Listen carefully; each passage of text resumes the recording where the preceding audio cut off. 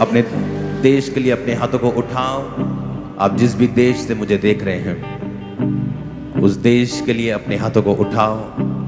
आप जिस देश से ये मीटिंग को देख रहे हैं, अपने देश के झंडे को उठाओ। झंडा नहीं है तो आत्मा में उसे उठाओ और खुदाबंद के नाम में अपने देश को ब्लेस करो। आपकी प्रार्थनाओं से सब कुछ संभव है।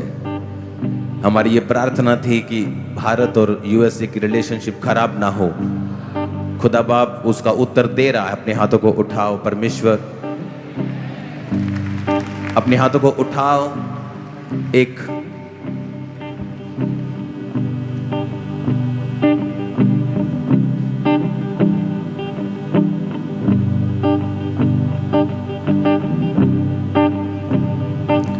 यीशु मसीह ने कहा है कि तुम जगत की ज्योति हो। उसका मतलब है कि तुम रास्ता दिखाओगे।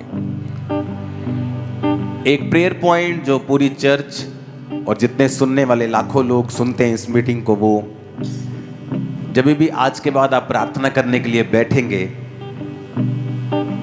तो इस चीज के लिए प्रार्थना करें कि जो इंडिया में फूड, जो खाना है, उस पर जो पेस्टिसाइड्स हैं, उस पर जो केमिकल्स हैं, उस पर जो मिलावट है, परमेश्वर उसे दूर करे। ओके। आगे होता था, पहले क्या होता था कि हाँ, किसी की पर्सनल कोई दुकान है छोटी सी, उसने दूध में डिटर्जेंट मिला दिया, कुछ ऐसी गड़बड़ कर दी। अब तो ये न्यूज़ आ रही है कि बड़ी बड़ी फैक्ट्रीज, बहुत बड़े बड़े नाम हैं जिनके, वो भी उन चीज़ों में मिलावट कर रहे हैं। लेकिन मुझे नहीं मालूम कि इंडिया के लोग क्या, हम लोग क्या कर रहे हैं, हमारे पॉलिटिशियंस क्या कर रहे हैं, हम लोग क्या कर रहे हैं। कोई इस पर ध्यान नहीं है, कोई किसी का मन नहीं है। अगर आप न्यूजीलैंड में, मैं जब वहां रहा हूं 20 दिन, वहां 20 दिन बिताने के बाद आपकी बॉडी पे नजर आता है कि आप 20 दिन कहीं लगा के आए हो अच्छी जगह पे। इंडिया में क्या हो रहा है जी, फरवरी का महीना है जी, आधों को बुखार होगा चर्च में, आधों को खांसी होगी। क्या हो रहा है? मौसम चेंज हो रहा है। आप दुनिया में कहीं भी चले जाओ, मौसम चेंज होने से कोई भी बीमार नहीं होता, लेकिन इंडिया में लोग हो रहे हैं बीमार। एक्चुअली ये मौसम चेंज नहीं है, यहाँ की हवा, यहाँ का पानी, यहाँ का खाना, आपका दूध, आपकी सब्जियां, सारा कुछ केमिकल के नीचे है। तो अब यहां से छोड़ के तो जा नहीं सकते आप लोग। और हम अपने बच्चों को क्या दे के जा रहे हैं आने वाले समय में? बीमारियां, इन्फेक्शंस। तो जब भी आप प्रार्थना करने के लिए बैठें, इस चीज के लिए प्रार्थना करें कि लॉ बने, कानून बने, एक सिविक सेंस इंडियन लोगों में आए कि जितने भी पेस्टिसाइड्स हैं, जितने केमिकल्स हैं, टीके लग रहे हैं सब्जियों को, खानों को, फ्रूट्स को, परमेश्वर उन्हें बंद करे ताकि आपके बच्चे एक अच्छा जीवन जी सकें। और ये सीरियस प्रेयर है। नहीं तो हर 2-3 महीने में इन्फेक्शन, 2-3 महीनों में खांसी, जुकाम, बुखार, ये हम लोगों के लिए आम दिनचर्या बन गया है। और कोई भी इससे बच नहीं सकता क्योंकि हम सब एक ही माहौल में रह रहे हैं। अगर आप अमेरिका में चले जाओ, जितना ऑटिज्म, क्योंकि हर चीज का रीजन है, कारण है, बिना कारण कुछ नहीं होता। अब अमेरिका में चले जाओ, आपको हर 7वां 8वां बच्चा मंदबुद्धि, ऑटिज्म का शिकार मिलता है आपको।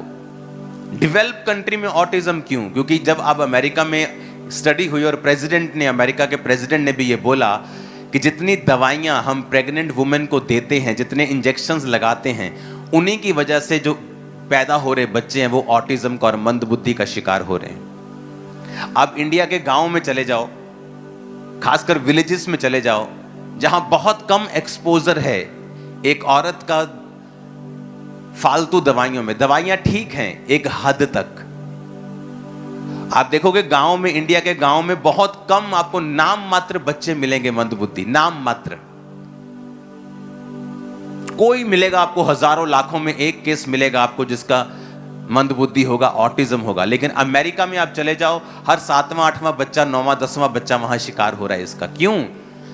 वही चीज, कहीं कुछ कोई चीज अच्छी है, कहीं किसी की कोई चीज अच्छी है, किसी की कोई चीज। तो हमें वो चीज देखनी है जो हमारे इंडिया में, हमारे देश में, हमारी लाइफ में जो सुधरनी चाहिए। आप इमेजिन करो ऐसा दूध पीना जिसमें डिटर्जेंट मिला और आपको मालूम नहीं, और आपके हिसाब से आप सेहतमंद चीज पी रहे हो, पी के फिर बीमार हो।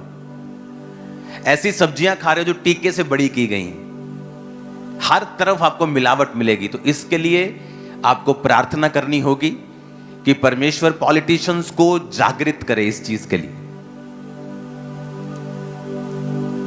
अगर फॉरेन में ऐसा कुछ हो जाए तो वहां के लोग तो इकट्ठा हो जाते हैं और प्रोटेस्ट कर देते हैं कि आप हमारे बच्चों के साथ खिलवाड़ कर रहे हो। लेकिन इंडिया में हर एक आदमी अपने चक्कर में इतना बिजी है कि उसे कोई लेना देना नहीं, उसे लगता है ये तो उस जगह की न्यूज़ है।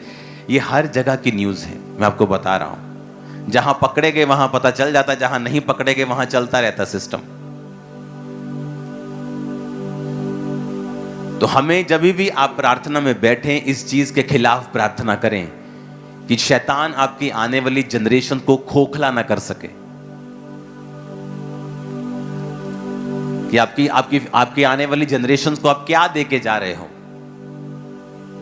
तो इस चीज के लिए लॉ बने, आपको ये प्रार्थना करनी है। इस चीज के लिए लोगों में सिविक सेंस आए, इस चीज के लिए लोग इसके खिलाफ खड़े हों, जिनको भी ये मालूम हो। अगर किसी फैक्ट्री में हो रहा है तो उसका स्टाफ इस बात को कभी भी छुपाए ना। आपको ऐसी प्रार्थनाएं करनी है ताकि आपके बच्चे इन चीजों से बचे रहें। जितने बीमार लोग इंडिया में हैं दुनिया में कहीं नहीं देखे मैंने, दुनिया में कहीं नहीं देखे। आप मानोगे चाइना भी हमारे जैसा पॉपुलेटेड है, लेकिन वहां भी इतने लोग बीमार नहीं हैं जितने इंडिया में हैं। इंडिया की मेडिकल केयर दुनिया में कहीं नहीं है, इंडिया जैसी मेडिकल ट्रीटमेंट दुनिया में कहीं नहीं, अमेरिका में भी नहीं है। वहां तो एक डॉक्टर को अपॉइंटमेंट लेनी हो तो घुटने की सर्जरी अगर किसी ने करवानी तो 3 साल बाद की डेट मिलती है। इंडिया में आप कल करवानी हो तो वो कर देंगे आपकी। मेडिकल केयर इंडिया के नंबर 1 है, दुनिया में कोई मुकाबला नहीं। लेकिन बीमारी भी इंडिया में नंबर 1 है, हम बीमार भी नंबर 1 हैं। हर जगह मिलावट, हर जगह खराबी, हर जगह सिविक सेंस से परे हमें प्रार्थना करनी होगी कि परमेश्वर आने वाली जनरेशन्स जो हैं हम उन्हें क्या देके जा रहे हैं।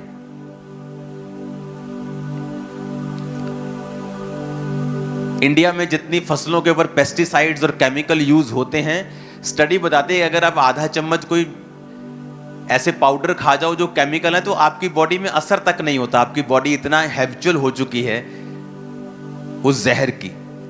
और फॉरेन के लोग जब यहां पे आते हैं, आप उनको पूछ के देखो, पहले हफ्ते उनका पेट खराब होता है फॉरेन के लोगों इंडिया में आने के बाद। आप चले जाओ फॉरेन, आपको कुछ नहीं होता। लेकिन जैसे ही फॉरेनर्स इंडिया में आते हैं, मैं मुझसे मिलने के लिए हर वीक फॉरेन से लोग आते हैं, हर वीक। उनमें से 25-20% हॉस्पिटलाइज्ड होते हैं आते ही कि मेरे बेबी का पेट खराब हो गया, इसको ड्रिप लगवानी पड़ी। ये एक सीरियस इशू है जिसके लिए हमें सबको जब अपनी पर्सनल प्रार्थनाओं में हम जाएं तो परमेश्वर के सामने ये प्रार्थना करें कि यहाँ का पानी, यहाँ की हवा बची रहे। ऐसे लॉ बने जो ऐसे केमिकल जो आपकी फसलों के ऊपर जा रहे हैं, फॉरेन में बैन हैं। कई फसलें यहाँ की हैं जो फॉरेनर लोग लेते भी नहीं, सरकारें मना कर देती ये वाली फसल हम नहीं लेंगे। Reason chemicals. आपको प्रार्थना करनी होगी क्योंकि इंडिया में ऐसी चीजें हैं जो बेस्ट हैं, दुनिया में कहीं नहीं है। तो अब वो भी चीजें आ जाएं जो हमें चाहिए और जरूरी हैं। आमीन। और मेरा बिलीव है जितने लोग आज आप इस मैसेज को सुन रहे हो, आप लोग पर्सनल प्रेयर्स में इसे रखोगे। अगर आप किसी पॉलिटिशियन के साथ काम करते हो, आप उन्हें ये कन्विंस करोगे कि वो ये मुद्दे उठाएं बार बार और इसके लिए स्ट्रॉन्ग लॉज बनाएं, स्ट्रॉन्ग उनको बॉडीज बनानी चाहिए ऐसी।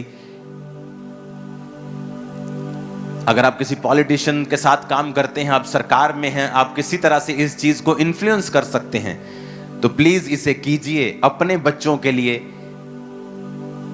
इंडिया के फ्यूचर के लिए।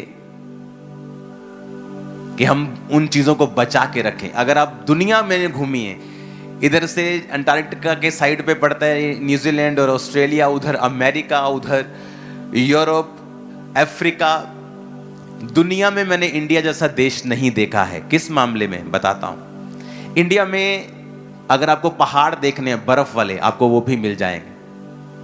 आपको दुबई के जैसा रेत का समंदर देखना है, आपको वो भी मिल जाएगा। आपको वर्षा वन देखने हैं, रेन फॉरेस्ट देखने हैं, आपको पूर्व की साइड पे, चिरापुंजी साइड पे, गुवाहाटी साइड पे वो भी मिल जाएंगे। आपको लो लेवल के पहाड़ देखने हैं, आप साउथ की साइड चले जाओ, आपको ग्रीनरी देखनी है, आप साउथ की साइड चले जाओ। आपको जमीनी इलाके देखने हैं, नदियां देखनी है, आप यूपी चले जाओ। आपको हर चीज इंडिया में मिलती है। दुनिया में ऐसा कहीं नहीं है। दुनिया में ऐसा कोई देश नहीं जहां इतनी ज्यादा जबरदस्त रीति के साथ इतनी चीजें हों, लेकिन फिर भी हम दुनिया का ध्यान खींचने में असफल रहे हैं। नहीं तो इंडिया टूरिज्म इतना बड़ा हो इंडिया का कि और चीज करने की जरूरत ना पड़े। आज दुबई जो है वो टूरिज्म से पैसा ज्यादा कमाता है, अपने रियल एस्टेट से ज्यादा कमाता है, तेल से कम कमा रहा है अभी वो। हमें ये प्रेयर करनी है कि ऐसे माहौल बने, ऐसे लॉ बने, ऐसे सिस्टम बने, ऐसी क्लीन चीजें परमेश्वर ऐसी खड़ी करे, पॉलिटिशियंस के दिल में बोझ को डाले इस बात के लिए। इंडिया जैसा कोई देश नहीं होगा, मैं आपको बता रहा हूं। Blessed country.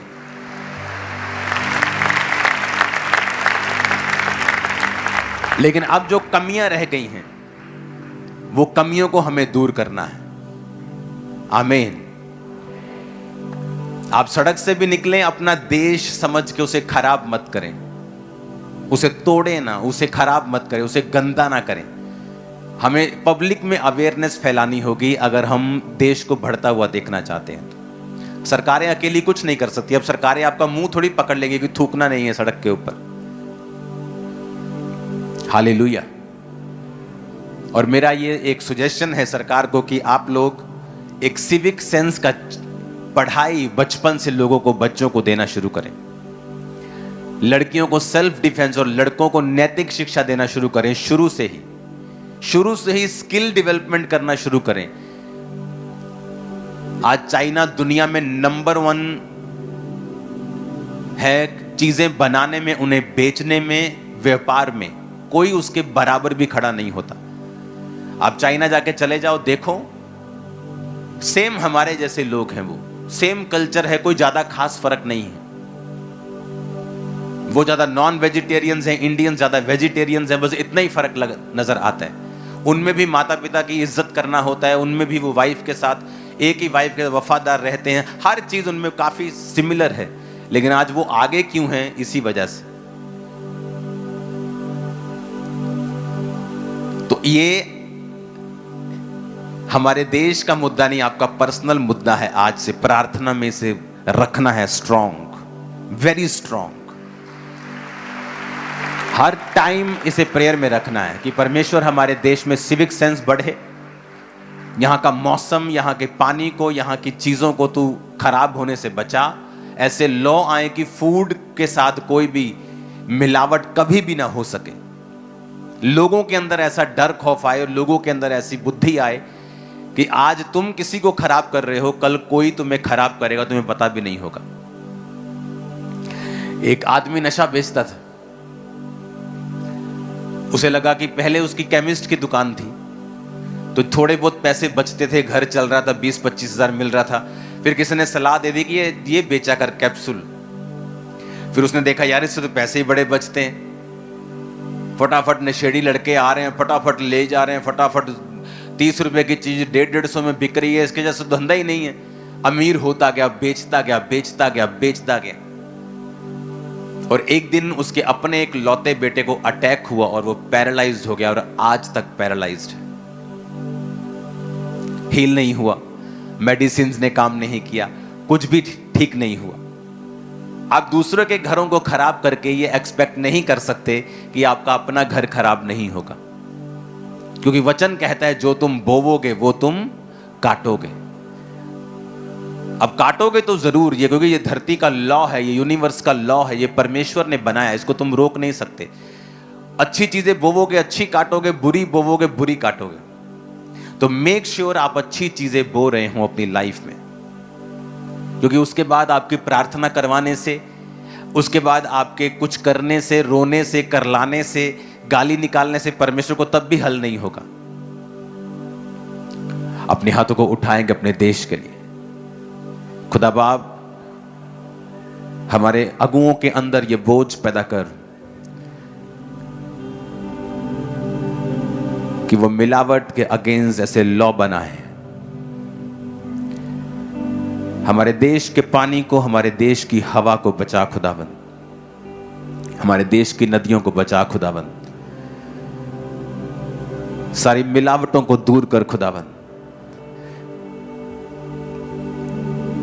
ऐसे पेस्टिसाइड्स, ऐसे केमिकल्स जो हमारी फसलों पे यूज होते और हमारी बॉडी के लिए अच्छे नहीं, खुदाबंद आने वाले समय में वो बैन हो जाएं। हमारे किसान, उनके लिए रास्तों को खोल, उनको फाइनेंशियली ब्लेस करके वो अच्छे डिसीजन ले सकें। पूरी दुनिया में इंडिया के किसानों के जैसा कोई मेहनती नहीं है, सबसे कम पैसा इनको मिलता है। आपको प्रार्थना करनी अपने हाथों को उठा के कि परमेश्वर हमारी सरकारों को किसानों के ऊपर मेहरबान कर, वो उन्हें सपोर्ट करें, बिना पेस्टिसाइड्स के फूड उगाने के लिए उन्हें इनकरेज करें। आने वाले समयों में खुदावंद हम इसमें बेहतरी देखने पाएं, हम इसमें आशीष को देखने पाएं। प्रभु यीशु मसीह के सामर्थी नाम में हम मांगते हैं, आमीन। ऊंचा ये आशीष हमारी हो जाए। आप हमारे YouTube चैनल को अभी सब्सक्राइब करें और बेल आइकन को दबाना ना भूलें, ताकि हर एक नई अपडेट और अनाउंसमेंट सबसे पहले आप तक पहुंच सके।